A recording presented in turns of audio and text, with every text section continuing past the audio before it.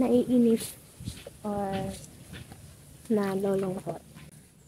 Ayaw ko siyang makita. Magagalit.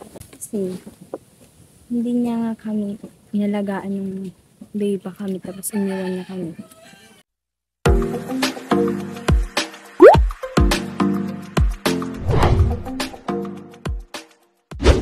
Isang mapagpalang araw mga kalingap, mga kababayan. Ayan na, nandito tayo sa baryo ng Binisitahan.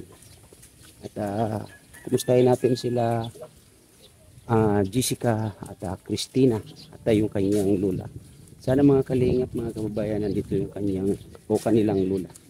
Kasi ito ay gala, no? Nagagala ito para sa kanilang ikabubuhay ng kanyang mga apo. Mga kalingap, mga kababayan, tara, samahan nyo ko at alamin natin muli or kumustahin natin ang magkapatid at ang kanilang lola. Let's go. Ito po. Ito po. Huwag ba naglalaba? Ano ba yan? Totoo bang naglalaba kayo? Ha? Totoo naglalaba kayo? Opo. Sige nga. Parang walang sabon na. Yeah, ano na. Banlaw na. Tuloy-tuloy pa rin ba ang pagpasok niyo? Sabi ng lola niyo, hindi na kayo pumapasok. Ha? Hindi na daw kayo pumapasok? Amo? Pumapasok kayo? Hindi pa rin kayo marunong magtagalog hanggang ngayon. Ang tagal-tagal ko nang hindi bumalik dito. Ganun pa rin. Tataw kami, kasapig. Ha? Kasapig. Marunong kayo, nahiya lang. Huwag kayo nahiya. Huwag kayo nahiya. Ito ba, ano pangalan ba nito? Si, ano ba to? Jessica. Yan. Yes. Kumusta?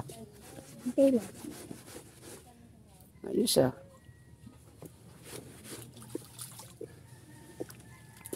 Asan lula niyo? Pumunta po sa Dangkalan. Anong ginagawa doon? Pumunta lang kay mama. Bakit? Anong gagawin doon? May birthday na naman? Wala. Wala? Grabe naman. Saan kayo nagigib? Doon pa rin? Sa balon? Opo. May bigas pa kayo? Ha? May bigas pa kayo? May bigas pa kayo? Meron wala? Meron. Meron pa? Hindi ko na kayo bibigyan bigas. Meron pala kayo bigas. Ito may dala akong bigas kasi medyo matagal-tagal akong hindi nakapunta rito. Yan sa inyo to. Wala pa rin kayo pa rin nakatira dito ng tatlo ni lola mo? Ha? Kayo pa rin nakatira? Mama niyo hindi pa talaga umuwi dito? Hindi po po. Saan sila nakatira? Doon saan lugar ba 'yon? Iniwalan.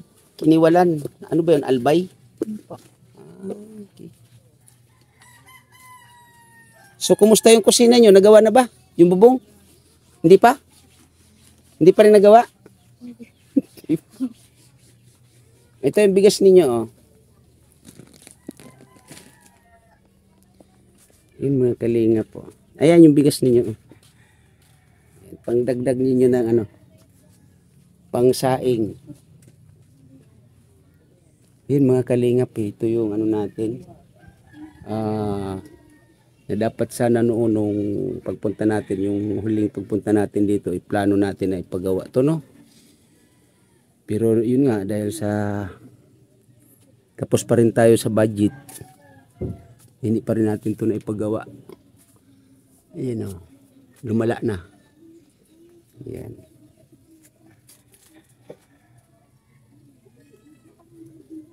Ito sana yung plano natin.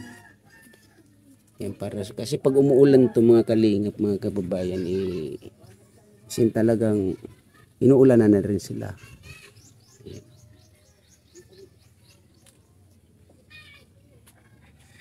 Tapos yung kanilang CR. Yan.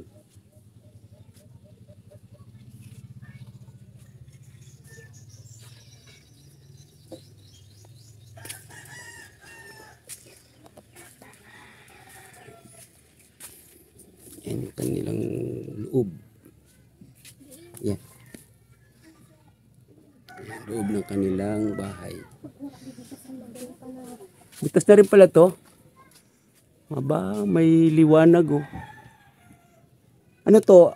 Ano to, bombilya? Christina? Bombilya ba yan?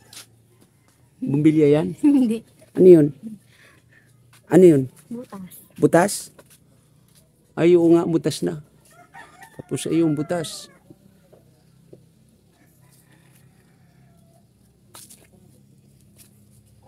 So, lula nyo, lagi bang gala? Lula nyo? Laging gala? Hindi naman po. Hindi naman. Yung pag-aaral nyo, kumusta? Ayos lang naman po. Anong grade ka na nga pala ngayon? Grade 7?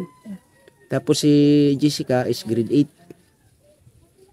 So, ano sa palagay ninyong magkapatid? Tuloy-tuloy ang pag-aaral. Opo. Ayan. Sana kahit na anong hirap na dinaranas ninyo, tuloy-tuloy lang kayo, ha? At ayan nyo, pag may kunting ano naman ako, atiran ko kayo kahit nasa pabigas-bigas lang, ha?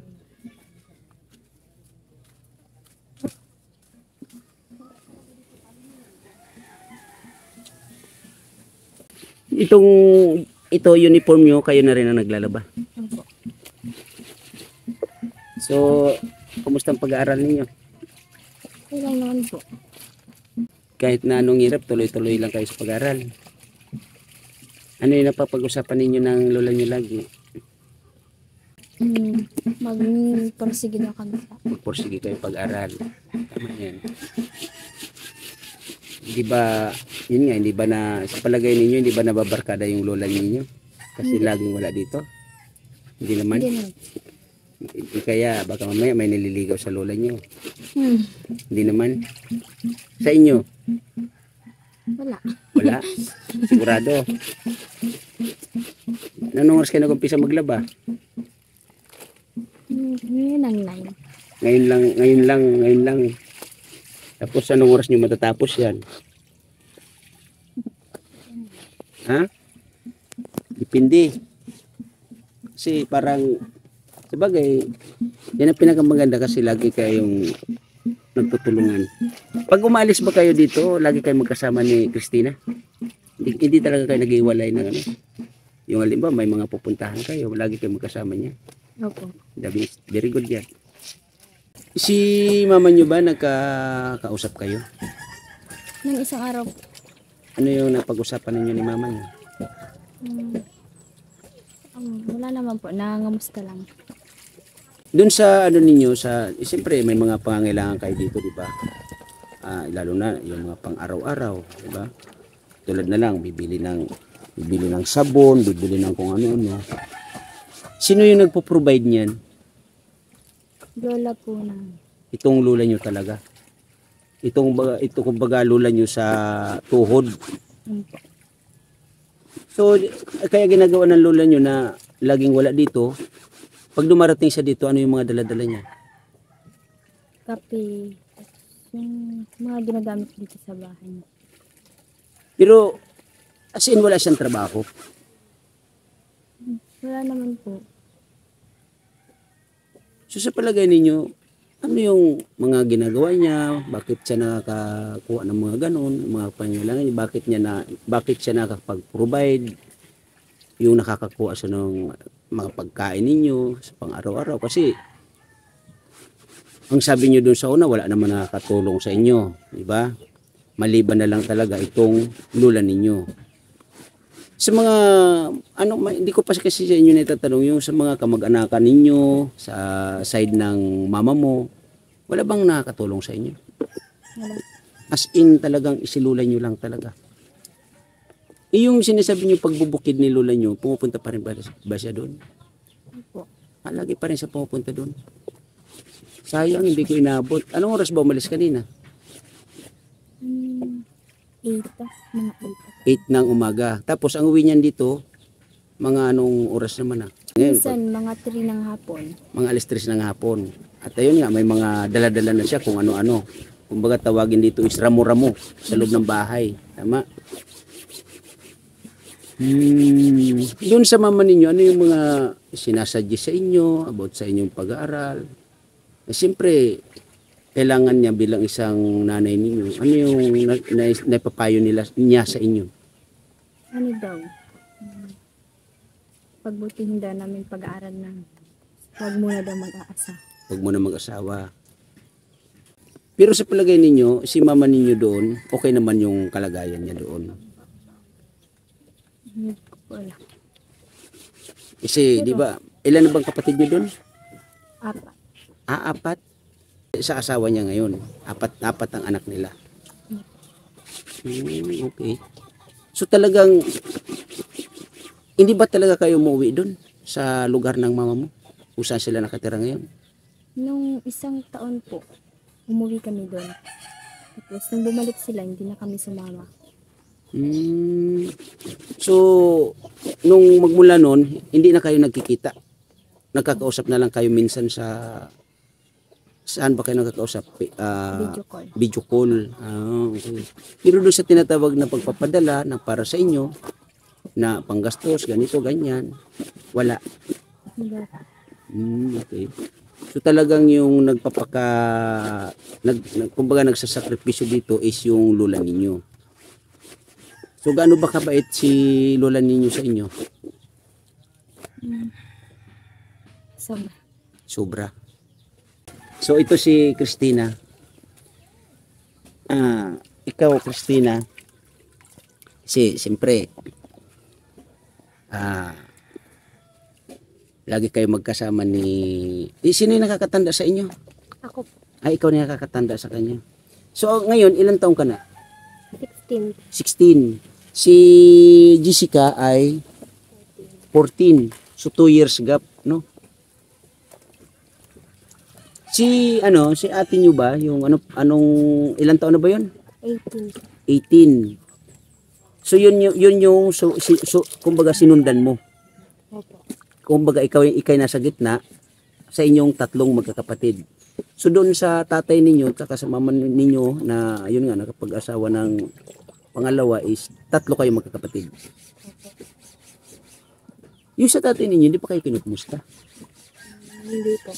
Pero kilala nyo sila? Kilala nyo siya? Kilala po. Sa pangalan. Sa pangalan?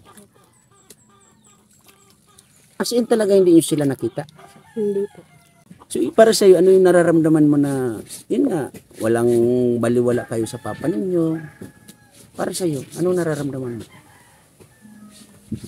Naiinis or nalolungkot.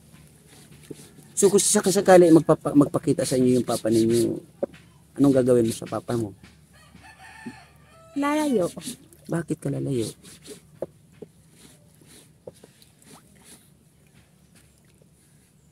Ayaw ko siyang makita. Ano ba yung pagkakaalam nyo sa papa ninyo? May sariling pamilya na rin? May pamilya rin. Alam nyo, may anak na rin ba siya doon? May kapatid din kayo sa papa ninyo. Alam nyo ba kung ilan din ang anak ni papa ninyo doon? Ikaw, alam mo? Isa po. Isa. Ay, dua talaga.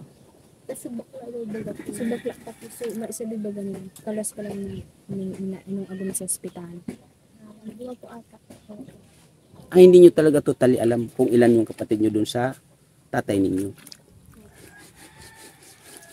So ikaw Jessica, kung sakasakali magpakita sa inyo ng personal yung papa ninyo, pumunta ba kung sakasakali pumunta dito, ano yung mararamdaman mo? Magagalit. Bakit? Kasi hindi niya nga kami inalagaan yung baby pa kami tapos iniwan niya kami.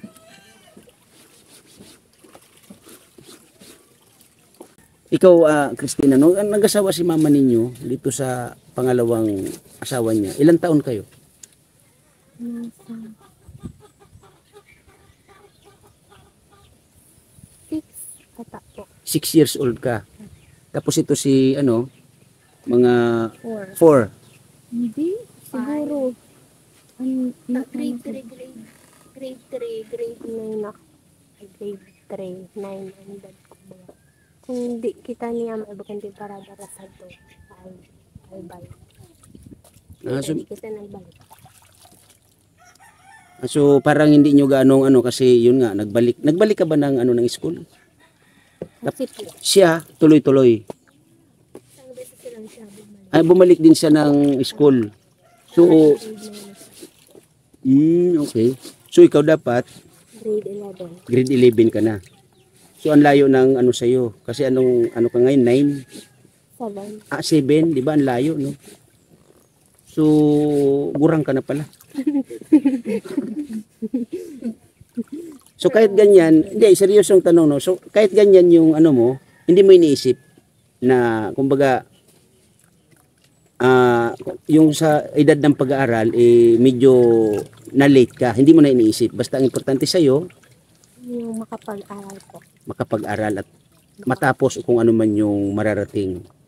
Yun ang pinakamaganda, Christina. Sa iyo, Jessica, ano yung ano mo sa pag-aaral mo ngayon? Na ito, siyempre, yung lola nyo, tumatanda na, di ba? Siguro naman nakikita na nyo yung pagkakaiba nung mga panahon na kayo ay hindi pa ganito kaysa sa ngayon, di ba? Yung kahit man ako napapansin ko yung ganun, siyempre nagkakaedad na rin. Ano yung kumbaga ano yung maisusukli mo sa lula mo na ito nagpapakahirap siya para sa inyo na hindi na kumbaga parang ano siya na talagang nagpupursige siya para sa inyo. Ano yung maisusukli mo na or ano yung maisasabi mo sa lula niyo at ano yung pwede mong gawin lalong-lalo na sa pag-aaral mo? Magpatuloy lang po sa pag-aaral para matupad yung namin yung sinasabi niyo sa amin na sana makapagtapos kami ng pag-aaral namin para masuklian din naman yung mga paghihirap niya. Sana. Yun ang pinakapaganda, ano, Jessica. At may mga gagawin tayo, may plano rin ako para sa inyo, no? At abang-abang lang kayo, ha? So sa ngayon, sige, pagpatuloy nyo muna yung inyong paglalaba kasi ako ay may pupuntahan pang iba, no? Mag-iingat kayo palagi dito, Christina at Jessica. Huwag kayong mag-alala. Pag ano naman, meron naman ako uli, babalikan ko kayo at kukumustahin ko kayo, ha? Yan, lagi kayong mag-iingat. Pakisabi na lang kay lola ninyo na ako ay dumaan dito, ha? Ito yun, maraming salamat. Unang-una, Kuya Bal Santos Matubang, Atid na Vlogs, Kalinga Prab. Sa mga nanonood sa ating premiere sa ngayon, maraming salamat po sa inyong lahat. At ayun, maraming salamat din, Miss Yay. Maraming salamat din, Lisa67 Vlog, Lani Wonder Woman, Chunila Reyes, Tita Eman Pam Channel, Irene Pahuyo, Mil Lapita, na shoutout Mama Sinya Vlogs, at shoutout din Dai Labs Official. Maraming salamat din sa KTV Angels, KTV Angels 100, at shoutout Kindred TV, Maria Cusinira. At shoutout din sa Kalahi Community. Yan, shoutout po sa inyong lahat, lahat ng ating mga kababayang OFW. Lagi po kayong mag-iingat kung saan man po kayo narorong bansa, At maraming salamat sa mga nagsishare ng blessing sa ating YouTube channel. Mga kalingap, mga kababayan, maraming salamat sa lahat. And God bless us all. Bye-bye.